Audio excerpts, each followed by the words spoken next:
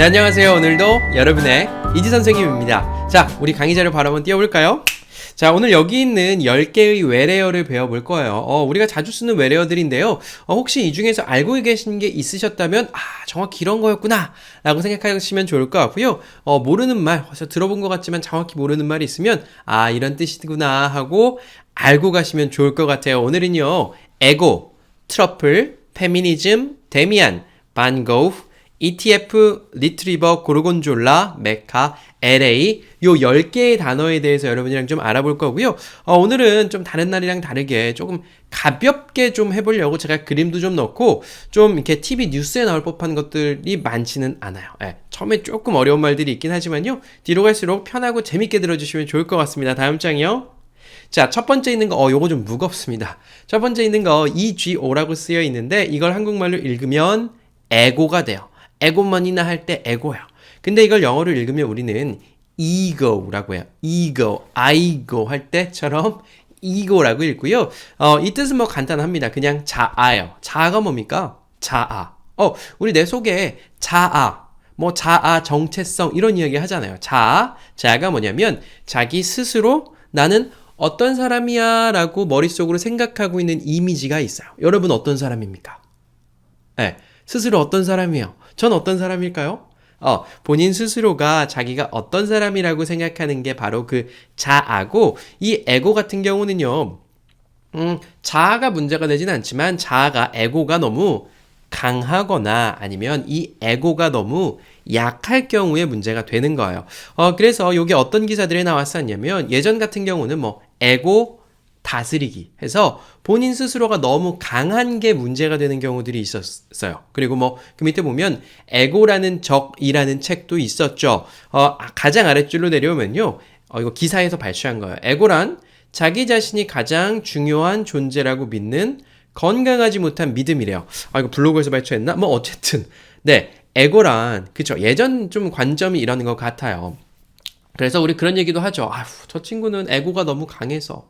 네, 우리가 딱 사람을 봤을 때 자기 세계에 너무 갇혀서 막 쉽게 화내고 막 그런 사람들 있잖아요. 너무 자기 안에 있는 막 활활 타오르는 스스로를 컨트롤하지 못해서 스스로를 통제하지 못하는 사람들 에고가 강하다고 이야기해요.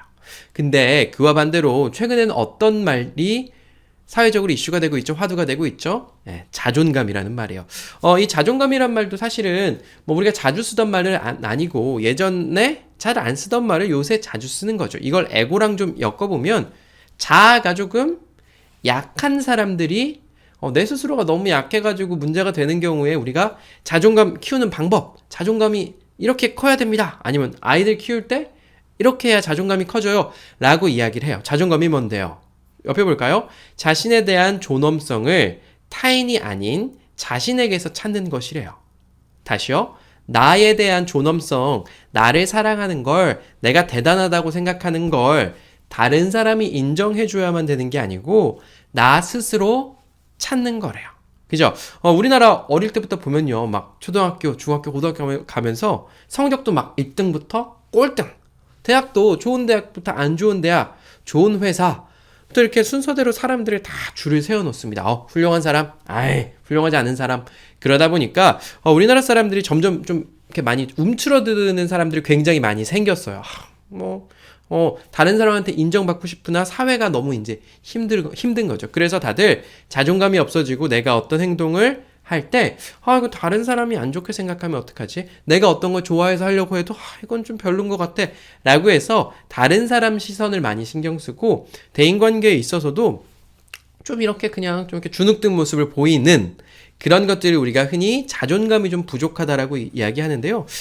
제가 요즘 생각하기엔 자존감이 다 부족한 것 같아요. 옛날 때 저보다 20년씩 선배님들 50대, 60대 분들 보면 그분들은 자존감이 좀 높아요. 그리고 에고가 좀 강합니다.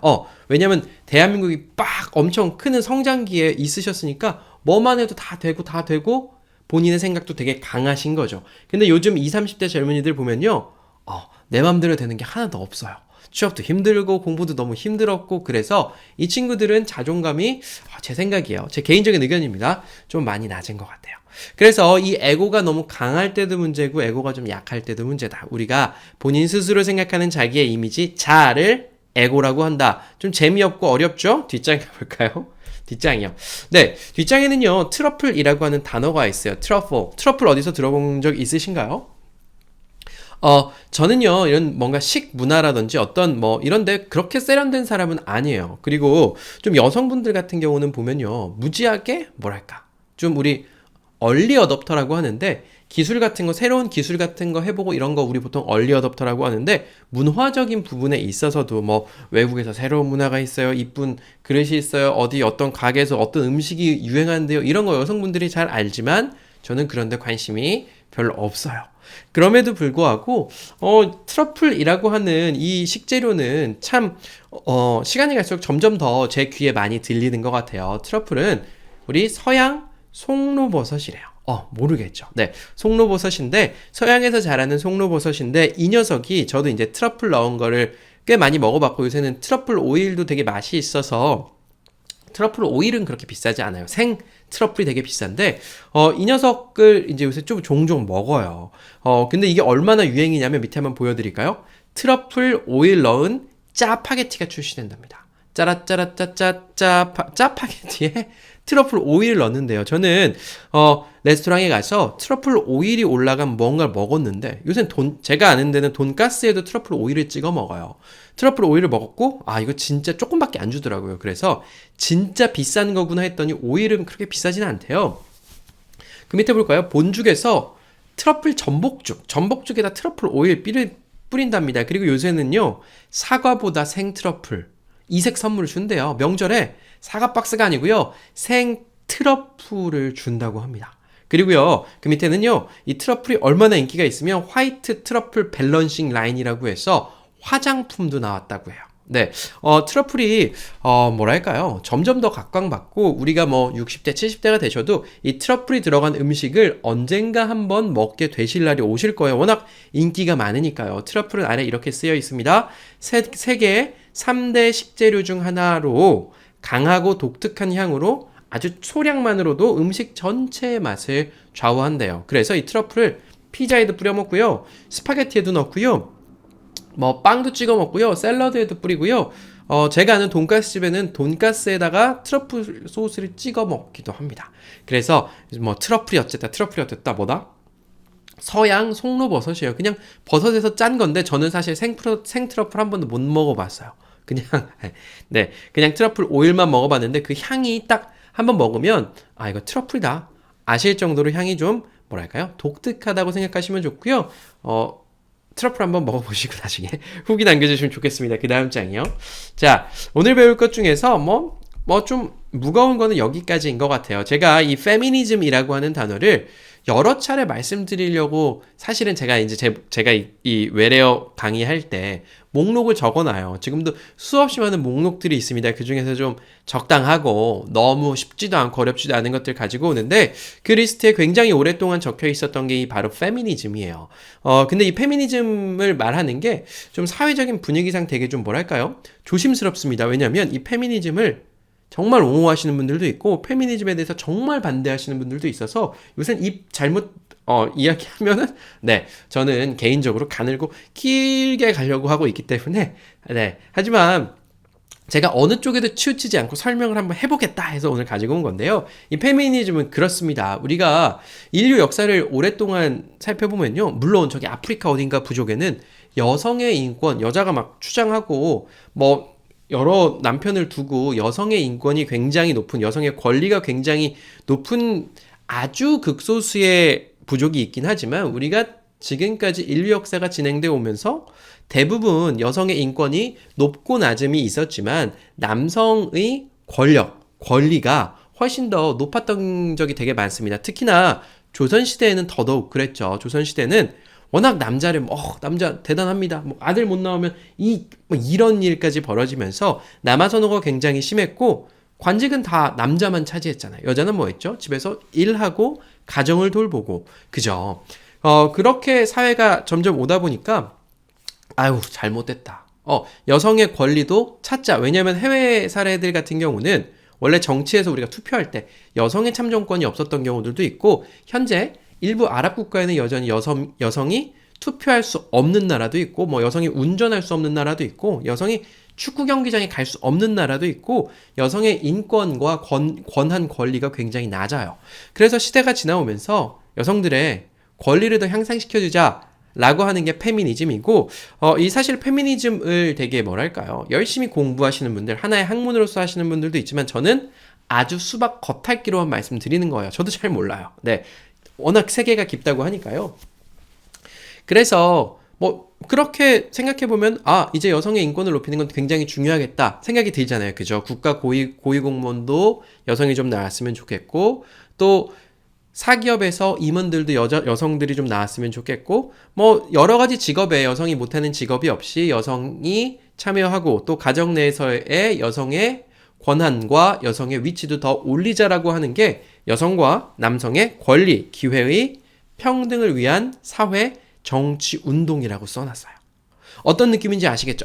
여성, 이런 느낌이에요.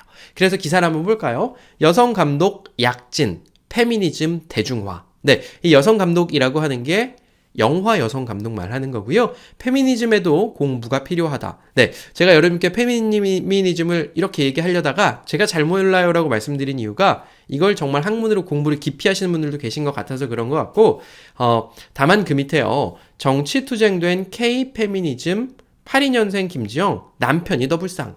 저는 82년생 김지영을 보질 않았어요. 네, 얘기만 좀 들었고, 근데 거기에 정유미 씨랑 공유 씨가 나와가지고 한다면서요. 근데 공유 씨가 아내한테 되게 잘해준다고 하더라고요. 그래요. 아내한테 되게 잘해주는 그 남편인데 남편도 좀 불쌍하다. 이 말이 왜 나왔냐면, 그런 거죠. 한쪽의 권리를, 남성의 권리 여기 있으니까 여성의 권리를 막 밀어 올리다 보니까, 우리 역차별이 생기는 것 같은데?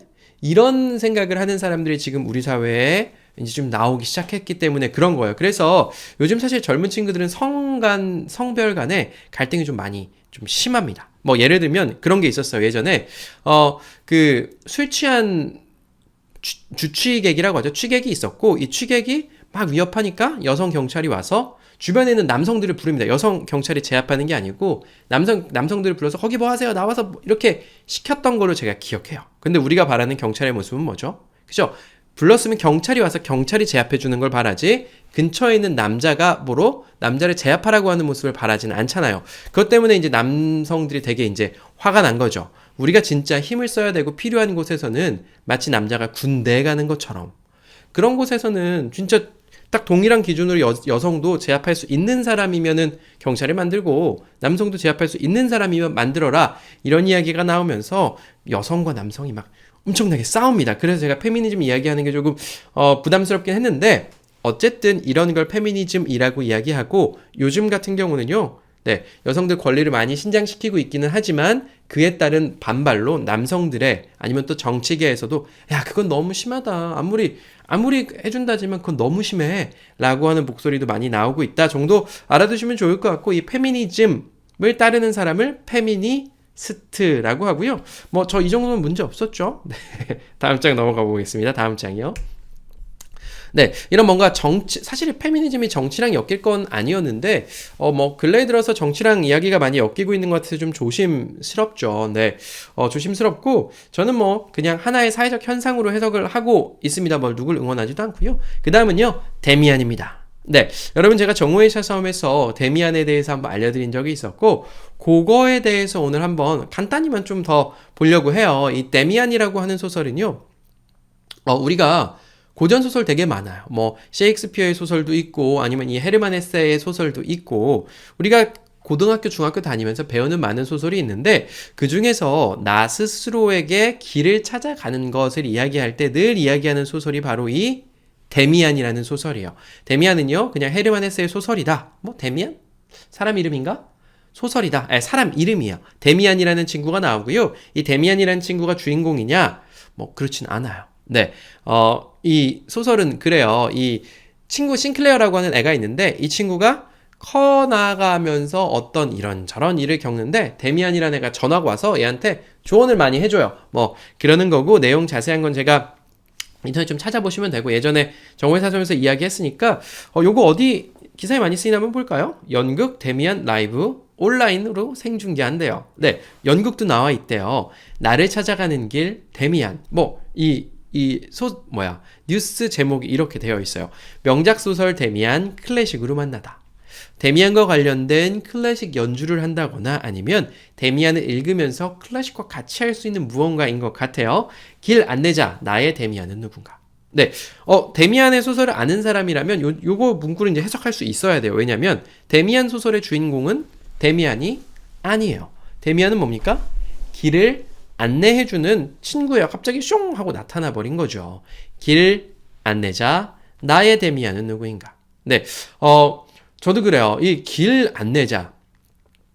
여러분은 그런 생각 해보신 적 없으세요? 아, 누군가가 정말 나에게 정말로 제대로 된 조언을 해주는 사람이 있었으면 좋겠다는 생각 안 해보세요? 네, 저는 합니다. 네, 제가 지금 하고 있는 이 직업도 사실 뭐 아무도 해본 적이 별로 없는, 같이 하는 사람도 별로 없는 직업이기도 하고, 인생을 살아감에 있어서 나의 인생에 저기 등대가 보이면 그 등대까지 가면 될 텐데 도대체 어디에 등대가 있는지, 어떤 등대를 봐야 되는지 잘 모르겠어요. 그래서 누군가가 이 데미안처럼 나타나서 이런 조언들을 해주면 좋겠다는 생각이 들기는 해요.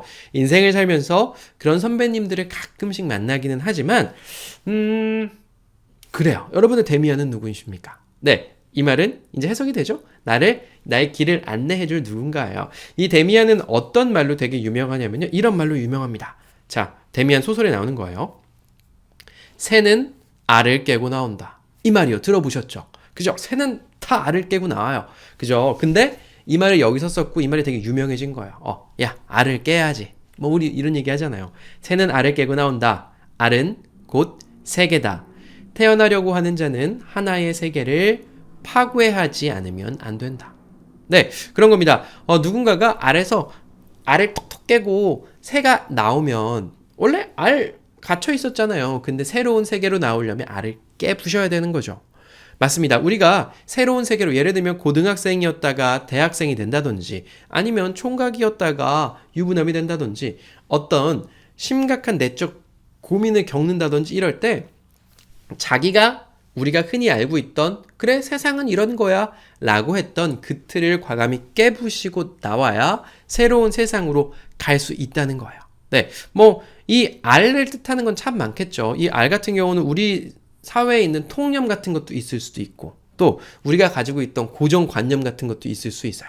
어떤 새로운 것에 도전하기 위해서는 기존에 알던 것들을 깨버려야 된다는 거죠. 그 이야기가 바로 데미안에 나오고요. 뒷장 가볼까요? 네, 정오의 사슴 또 햇님이 방금 눕고 있습니다. 제가 월화목금 여러분께 카카오톡으로 음성 메시지 보내드리는 서비스 있죠. 뭐 최근에 했던 거는요, 오늘 미국의 독립 이야기 할 거예요. 그리고 어제는 죽은 시인의 사회라는 영화에 대해서 이야기했고 베토벤 9번 교향곡과 나폴레옹에 대해서도 알아봤습니다. 뭐 이것저것 많이 해요. 여기 홈페이지 밑에 링크 누르시거나 아니면 일로 밑에 있는 번호로 연락 주시면 좋을 것 같고요. 제가 매번 이거 광고 드리는 것 좀 잘 참아주세요. 그래야 저도 이제 새로운 고객을 유치할 수 있으니까 그렇고요. 뒷장 한번 가볼까요? 멋있습니다. 반고흐예요. 제가 정오의 사섬에서 정오의 사섬 안 들으셔도 제 채널 보시는 거 전혀 상관은 없어요. 그냥 제가 정오의 사섬에서 반고흐를 다뤘지만 여러분께 그림을 많이 보여드리지 못해서 좀 아쉬운 마음이 있어서 오늘 수업 시간에 그림 몇 장 보여드리려고 해요. 여기 딱 보이는 이 인물이 바로 반고흐예요. 어떻게 하면 반고흐인지 알 수 있을까요? 네, 여기 귀 한쪽 어느 쪽입니까? 오른쪽 귀가 없네요. 기록에 따르면은 반고흐가 열받아서 그 폴 고갱이라고 하는 어쨌든 고흐가 열받아가지고 자기 귀를 자른 거예요. 근데 뭐 자세히 보면은 이 귀를 다 자른 건 아니고 귀 볼 정도만 잘랐다 이런 얘기도 있어요. 어쨌든 귀를 자른 화가 반고흐였고요. 제가 이 반고흐를 소개해드리면서 뭐라고 말씀드렸죠? 우리가 저 유명한 화가 몇 명 대보세요. 이야기하면 우리 가장 많이 이야기하는 게 첫 번째 반고흐 아니면 피카소예요. 피카소 미술학원 전국에 한번 찾아보고 싶네요. 피카소 미술학원 치면 한 100개는 있지 않겠습니까? 이 피카소 같은 경우는요, 살아생전에 한 피카소 90세까지 생존, 91, 90, 한 90세까지 살아 계셨었어요. 근데 이분이 살아생전에 그림이 너무 잘 팔리네요. 엄청 비싼 가격으로. 그림 얼마인지 아시죠? 이 반고흐의 그림도 막 몇백억, 어떤 거 막 1000억 넘는 것도 있을 거예요. 그림 하나에 말이죠. 네.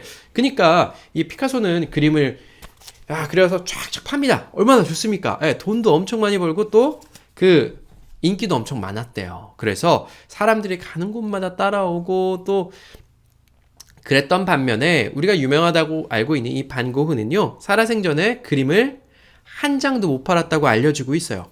딱 한 장 팔았다는 이야기도 있고요. 어쨌든 못 판 겁니다. 반 고흐 너무너무너무 찢어지게 가난하게 생활을 했고요. 이 귀를 자르는 게 사실은 보통 사람이 화난다고 귀 자르는 건 말이 안 되잖아요. 네. 정신적으로도 굉장히 많이 쇠약해 있었고, 어려서부터 좀 상처가 되게 많았어요.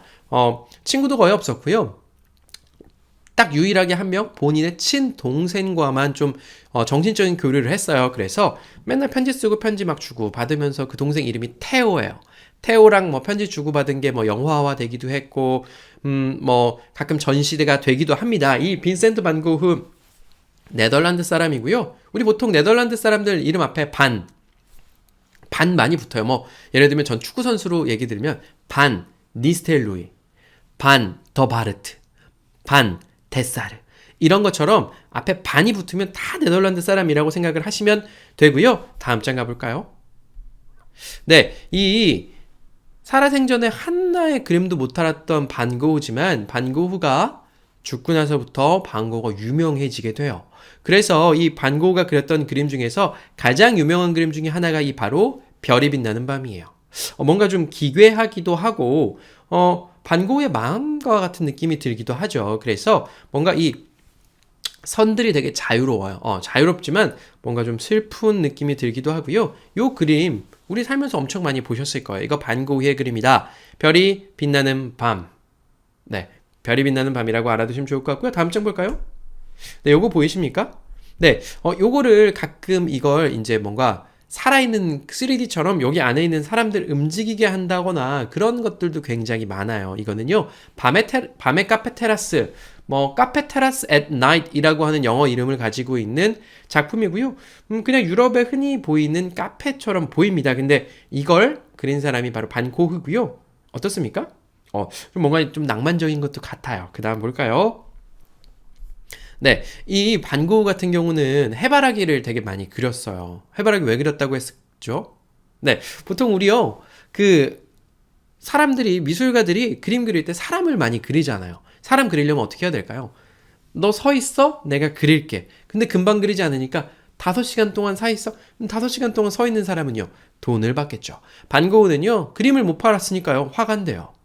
찢어지게 가난해서 그릴 게 정물밖에 없었어요. 물병, 뭐 이런 해바라기 이런 거 그린 거예요. 앞에 해바라기가 있어서 해바라기를 그렸고, 이 반 고흐는 노랑 색깔, 아까 전에 전장에서 보셨던 밤의 카페 테라스에도 노란색이 있었고, 별이 빛나는 밤에도 노란 색깔 별이 떠 있었죠.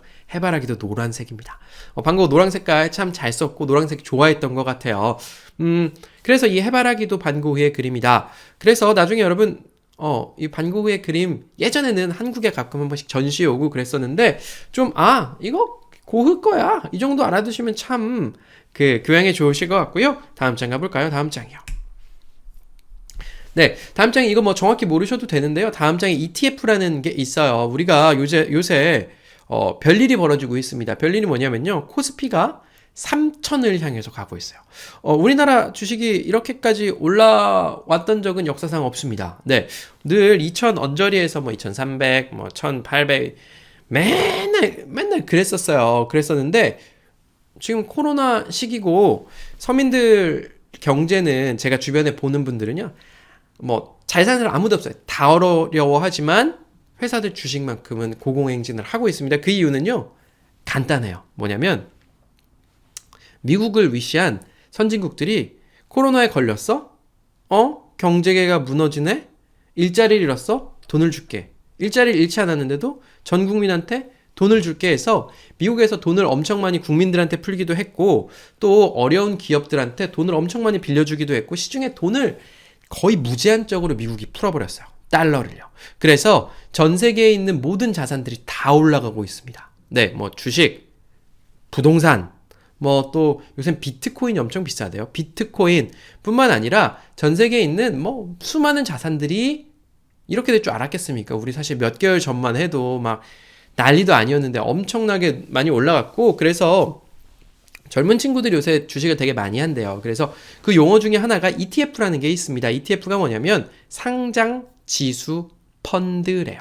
우리 펀드라는 말은 많이 알고 있죠. 이 펀드라고 하면 돈이 모여 있는 게 펀드예요.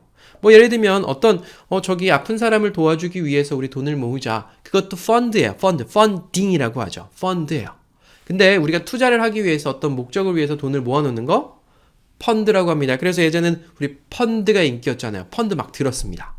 근데 요새는요, 이 ETF 같은 게 인기예요. ETF가 뭐냐면 뭐 예를 들면 이런 거죠. 제가 가장 아래다 써놨는데 흔히 그냥 우리가 그 알아듣기 좋게 말하는 건 인덱스라고 해요. 인덱스가 뭐 색인, 목차와 같은 건데 그 우리나라 그렇죠. 예를 들면 우리가 10년 전보다 얼마나 더 잘 살게 되었죠? 라고 하면 대답하기 힘들죠. 맞아요. 10년 전에 우리나라에서 평균적으로 벌었던 돈이랑 지금 평균적으로 버는 돈을 비교하면 됩니다.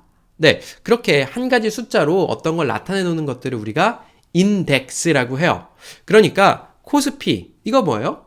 코스닥, 우리나라 주식시장을 그래 큰 녀석들을 큰 주식들 모아놓은 것을 코스피라고 하고 얘네들이 다 합쳐보니까 한 가지 숫자로 모입니다. 2000이에요. 2000이 2100이 됐습니다. 이렇게 점점 올라가는 한 가지 숫자로 볼 수 있도록 만든 걸 인덱스라고 해요. 그게 영어 인덱스 뜻이에요. 네, 그 인덱스 코스피 내지는 좀 작은 회사들 모여있는 코스닥 밑에 써 있죠. 코스피 200, 코스닥 150 아니면 미국에 있는 주식 나스닥, S&P 이런 거 그 인덱스를 따라가면서 투자할 수 있도록 만든 게 바로 이 ETF라고 생각하시면 돼요. 어렵나요? 어렵나요? 그래서 예전에는 주식 사야 돼? 그럼 뭐 사? 삼성전자. 이렇게 하나만 사는 게 아니라 전체 그 나라에 있는 주식들의 움직임에다 투자할 수 있는 상품을 그냥 만든 거라고 보시면 돼요. 그게 상장지수 펀드라는 거고 이 상장지수 펀드라는 것보다 ETF라는 말이 요새 뉴스에도 참 많이 나와요. 밑에 볼까요? 커지는 ETF 시장 아니면 배당소득 따박 나온대요. 은퇴자들에게 추천하는 미국 ETF 3종. 네, 미국은요. 우리나라랑 다르게 회사가 돈을 벌면 배당을 되게 많이 해요. 회사가 자, 우리 올 한 해 동안 1000억 벌었습니다. 하면 우리나라는 어떡하죠? 보통 1000억 곳간에 넣어놓지만 미국 회사들은요. 이 1000억 좀 500억 주주들한테 뿌립니다. 그래서 미국 주식 가지고 배당으로 이제 이런 거죠. 은퇴하셔서 배당으로 따박따박 받으면서 사세요라는 요새 인기예요. 미국 주식 사는 게 엄청 인기입니다. 그리고 코스피 3000 시대 ETF로도 투자 충분하다 이런 이야기인데 이거 관심 전혀 없으신 분들은 전혀 모르니까 빨리 넘어갈게요. 뒤로 뒷장이요. 네, 뒷장입니다. 예, 강아지 사진이 나왔는데 제가 오늘 나중에 미국 지도도 좀 한번 띄워놓으려고 하고 제가 이 리트리버를 설명을 좀 드릴까 말까 하다가 좀 설명을 드리려고 한 이유가 얼마 전에 그 시각장애인 안내견이 어디 못 들어가서 문제가 좀 됐었던 적이 있었죠. 그리고 이 시각장애인 안내견이 길 가다 보면 종종 보이기도 해요. 또한 요새 저희 집 강아지가 있습니다. 저희 집 강아지는요 진짜 조그매요. 한 요만해요. 요만한가? 그래서 공원에 나가면 저희 집 강아지보다 작은 강아지는 거의 없지만 이 녀석이 굉장히 용감합니다. 용감한 건지 무서워서 그러는 건지 얼마 전에 산책을 나갔다가 이 리트리버랑 만났는데 리트리버한테도 되더라고요. 아마 무서워서 그러는 거겠죠. 큰 강아지 중에 대표적인 견종이고 우리가 그냥 강아지 이러면 되지 이걸 알아도 라고 생각하실 수 있지만 이 리트리버는 우리가 흔히 말하는 시각장애인 안내견으로 활용되고 있는 강아지예요. 네, 그래서 우리가 강아지들을 천사견이라고 부르는 애들이 있어요. 천사처럼 착하고 똘똘하다. 그 중에 대표적인 강아지가 바로 이 리트리버 강아지입니다. 그래서 딱 보시면 여기 밑에 보시면 털 있는 애 있죠. 털 있는 애. 걔가 골든 리트리버예요. 골든 리트리버. 네, 털이 약간 금색이 나죠. 그리고 털이 짧은 녀석, 특히나 이 시각장애인 안내용으로 쓰이는 이 강아지가 바로 얘는 레브라도 리트리버예요. 리브라도 리트리버 아니면 레브라도 리트리버라고 이야기하는데 둘 다 리트리버 종류인 거고 이렇게 큰 강아지들 보시면 저거 리트리버구나 정도 하시면 될 것 같고 괜한 걸 말씀드렸나 싶기도 한데 뒷장 가볼까요? 뒷장이요. 네, 뒷장에 또 사진이 나왔어요. 제가 식재료가 제가 뭐 자꾸 외국말을 막 쓰는데 저희 어머니 기준으로 생각해 보면 좀 식재료 이름도 좀 어렵겠구나라는 생각이 들었고 특히나 사실 이 고르곤졸라 같은 경우는 굉장히 많이 먹는 거거든요. 이 고르곤졸라가 뭐냐면 자, 여러분 이거 한번 여쭤볼게요. 여러분 피자의 종류는 말이죠. 우리가 흔히 그냥 피자헛 이런 데서 시키는 집에서 배달시켜 먹는 두꺼운 피자가 있습니다. 그리고 이거 두꺼운 피자는 사실 미국식 피자죠. 미국에서 먹는 것처럼 토핑 이것저것 막 올린 다음에 구워 먹는 좀 약간 한국식 피자에 가깝고 이 고르곤졸라 같은 경우는요. 우리 그냥 식당 가면 레스토랑 같은 데 가서 스파게티 파스타 파는 데 가서 스파게티랑 피자랑 같이 시켜놓고 먹을 때 요거는 피자가 되게 얇아요. thin 피자예요. thin 얇다. thin thin 피자예요. 얇은 피자인데 이 thin 피자 같은 경우는 이제 레스토랑에서 먹는데 그 중에서도 가장 많이 먹는 피자 중에 하나가 이 고르곤졸라예요. 뭐 우리가 마르게리따 이런 것도 있는데 그런 것도 뭐 사실 딱 식당 갔어요? 시켜야 돼요. 그러면 그냥 네가 맛있는 거 시켜봐. 이거 제일 편하죠. 좋습니다. 근데 내가 시켜야 될 경우에 어떻게 해야 되느냐? 별로 어려워하실 필요 없어요. 그냥 거기 들어간 재료 보시고 마음에 드는 거 이거 주세요 하시면 돼요. 저도 뭐야 이게 싶은 거 그냥 이거 주세요 해서 먹어보는 경우들도 있어요. 왜냐면 제가 피자 이름을 다 알 수가 없으니까. 뭐 그중에 대표적인 게 고르곤졸라고 여러분 좀 꼬릿꼬릿한 치즈 들어갔는데 이거 먹으면 그 꿀에 찍어 먹는 피자 드셔보신 적 있으세요? 꿀에 찍어 먹는 피자요. 네, 이게 바로 그 고르곤졸라예요. 사실 이 고르곤졸라라고 하는 건 그 왼쪽 편에 있는 이 곰팡이가 쓸어있는 치즈가 바로 고르곤졸라예요. 뭐라고요? 네, 이 곰팡이가 쓸어있는 이 치즈가 바로 고르곤졸라입니다. 네, 이 고르곤졸라를 가지고 만든 피자가 고르곤졸라 피자예요. 네, 고르곤졸라. 이 치즈 딱 냄새 맡으면 그냥 그 쿰쿰한 냄새 있죠? 막 그 꼬랑내 같은 거. 우리나라로 치면 메주 같은 거라고 보시면 되고요. 요즘은 마트 같은 데 가도 치즈가 옛날 때 저 이제 어릴 때는 그 네모나고 오렌지 색깔 치즈 좀 돈이 좀 있으면 앙팡에서 나온 좀 하얀 색깔 치즈 이런 거나 먹었지만 지금은 해외에서 직접 들어오거나 우리나라에서도 이런 좀 다양한 치즈들을 만들고 있어요. 그래서 고르곤졸라 피자 딱 꿀 찍어 먹는 거 고르곤졸라 피자 이건 뭐다? 이 고르곤졸라 치즈를 이용한 거고요. 제가 밑에 블루치즈라고 써놨는데 블루치즈의 한 종류 블루치즈가 냄새 많이 나는 거예요. 네, 다음 장 가볼까요? 다음 장이요.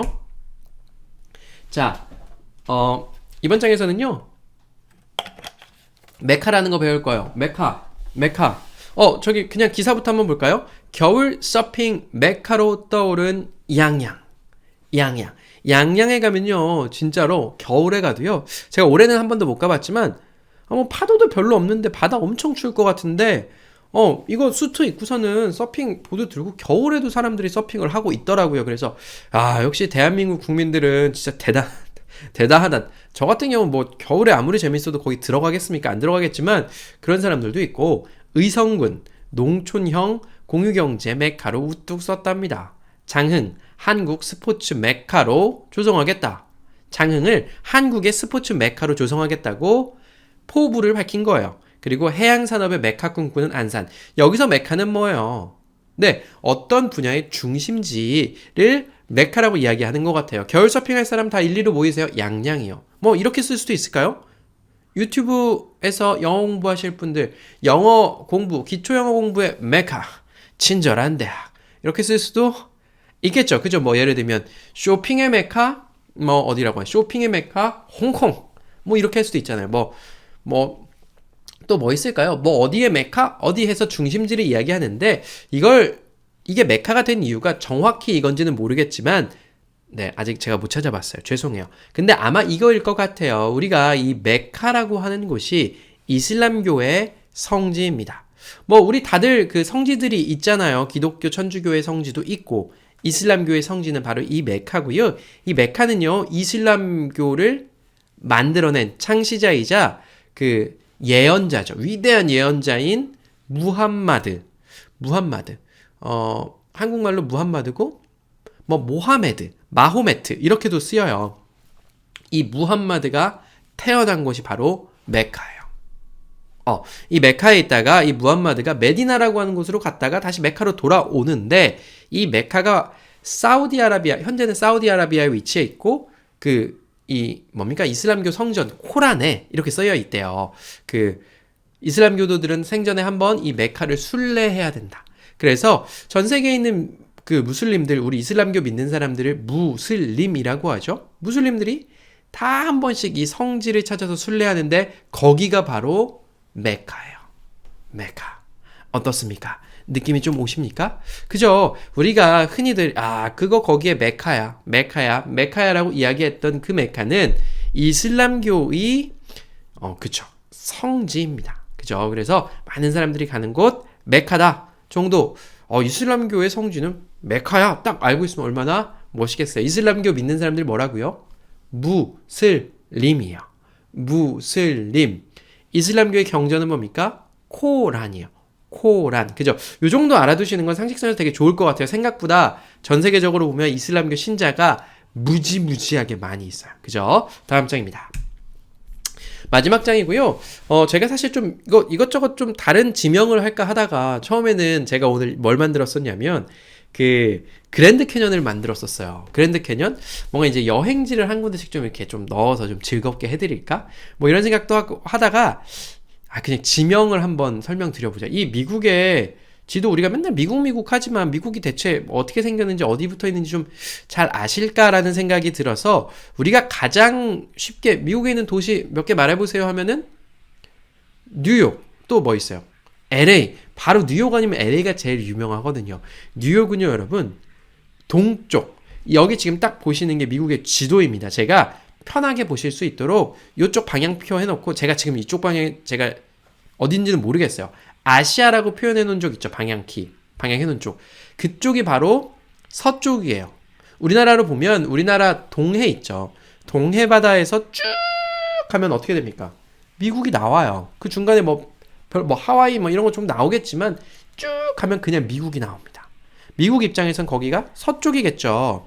맞아요. 그래서 미국의 서부, 아시아라고 써놓는 그쪽 방향이 제가 빨간 색깔로 동그라미 쳐놨죠. 그쪽이 미국의 서부예요. 서부.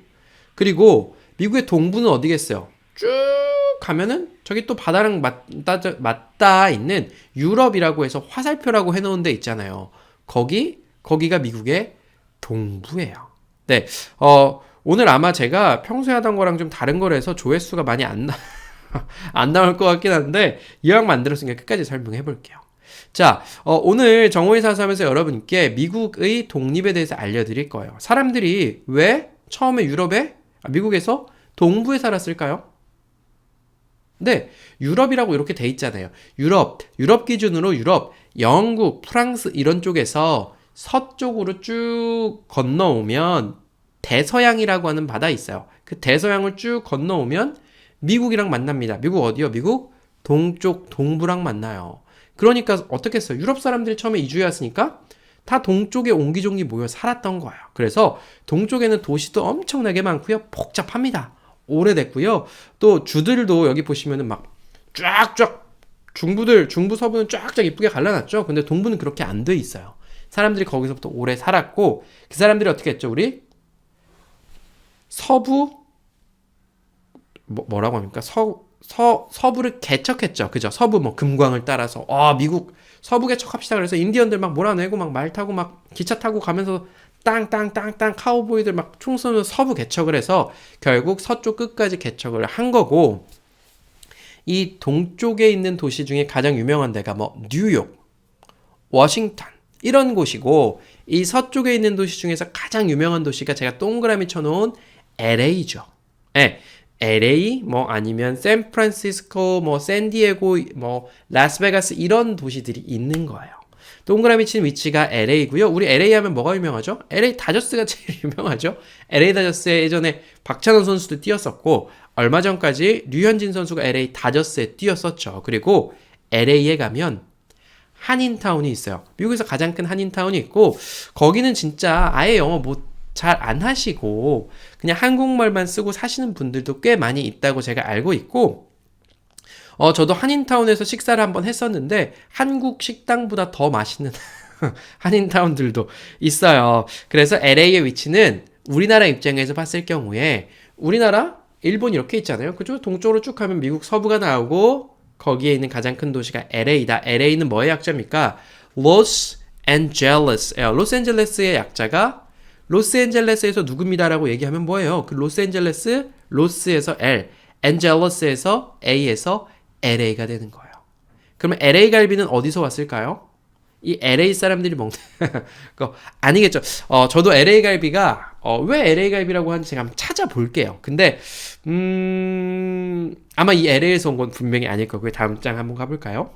네, 이게 너무 좀 작아가지고 제가 그걸 조금 키워놨는데요. 이쪽 방향은 아시아이고 제가 LA라고 써놨어요. 로스앤젤레스. 그리고 위로 좀만 가면 뭐 한 차 타고 한 8시간 이 정도 가면 샌프란시스코라는 게 있어요. 샌프란시스코가 나오는데 여기는 우리가 흔히 말하는 실리콘밸리가 있습니다. 실리콘밸리가 뭐예요? 한국의 실리콘밸리 어디입니까? 판교. 거기 테크노밸리 있잖아요. 네, 이 샌프란시스코 가면 뭐가 있냐면 그게 있어요. 그 실리콘밸리에서 사람들이 사업을 엄청 열심히 하는 거죠. 전 세계에서 가장 똑똑한 인재들이 와서 열심히 기술 개발하고 뭐 우리가 아는 뭐 구글, 페이스북, 애플 이런 회사들 많이 있고 새로운 사람들이 사업하는 곳 실리콘밸리 샌프란시스코에 있고 그 LA에서 또 얼마 안 떨어져서 라스베가스라고 있어요. 라스베가스 뭐 하는 데죠? 그죠? 그죠. 갬블 하는 데요. 그리고 원래는 그냥 사막이었는데 사막에다가 호텔들 짓고 화려한 조명과 물 끌어오고 가면 쇼도 하고 뭐 유명한 권투선수들 있잖아요. 막 타이슨 같은 선수들 이런 라스베가스에서 예전에 권투하고 그랬거든요. 그래서 화려한 도시, 사막의 화려한 도시 라스베가스도 이쪽 서쪽에 있습니다. 좀 아래로 가면 뭐 샌디에고도 있고요. 얼마 전에 우리나라 그 야구 선수 김하성 선수라는 선수가 이 샌디에고랑 계약했어요. 뭐 정도 하면 좋을 것 같고요. 여러분 오늘 좋았던 거 좀 남겨주세요. 이 지도 어땠습니까? 다음번에 뉴욕 좀 가르쳐 드릴까요? 아니면 이제 유럽으로 좀 넘어가 본다든지 뭐 이런 것도 좀 좋을 것 같고요. 뭐 오늘 어쨌든 좀 여러분께 얼마나 도움이 됐을지 모르겠지만 좀 잡스러운 이야기들도 좀 있었어요. 하지만 이거 제가 아니면 누가 해드리겠어요, 그죠?